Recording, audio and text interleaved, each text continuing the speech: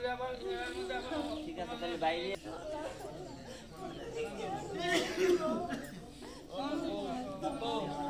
কাকু এই ভালো কৰে কইতে প্ৰেসাৰ লাগানো হাড়েৰ সমস্যা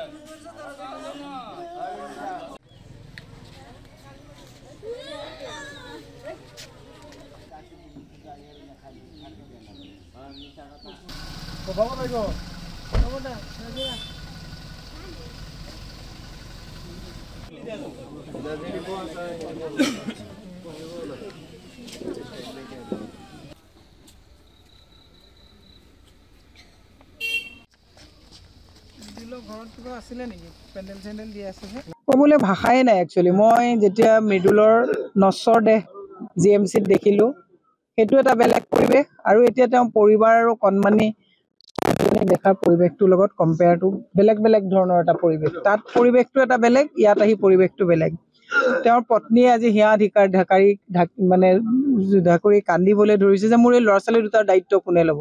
মই হিমন্ত বিশ্ব শৰ্মাক এটা কথা ক'ব বিচাৰিছোঁ, এইবিলাক থাকিব, এইবিলাক ৰাইজেই দিয়া নাই জানো তেওঁক? আমি যিটো গণতান্ত্ৰিকভাৱে প্ৰতিবাদ তাত কৰিবলৈ গৈছোঁ, এইটো অধিকাৰ, গণতান্ত্ৰিক আমাৰ অধিকাৰ। আজি মৃদুলে যে তাত প্ৰতিবাদ কৰিছিলে, মৃদুলৰ পৰিয়ালৰ কাৰণে প্ৰতিবাদ কৰা নাই। স্মাৰ্ট মিটাৰ বন্ধ কৰিব লাগে বুলি অসমৰ ৰাইজৰ কাৰণে হিতাৰ্থে আমি প্ৰতিবাদ কৰিছোঁ। মণিপুৰত শান্তি ঘূৰাই আনিব লাগে বুলি প্ৰতিবাদ কৰিছোঁ। আৰু এই মৃদুলৰ যিটো প্ৰাণ গ'ল, তীব্ৰতৰ আমি প্ৰতিবাদ কৰিম। হিমন্ত বিশ্ব শৰ্মাৰ হঠকাৰী সিদ্ধান্তৰ আমি মৃদুলৰ মৃত্যু আমি সেই ডাঙৰ ল'ম, আৰু এই আমাৰ গণতান্ত্ৰিক প্ৰক্ৰিয়াক তেওঁ মষিমূৰ কৰিব নোৱাৰে।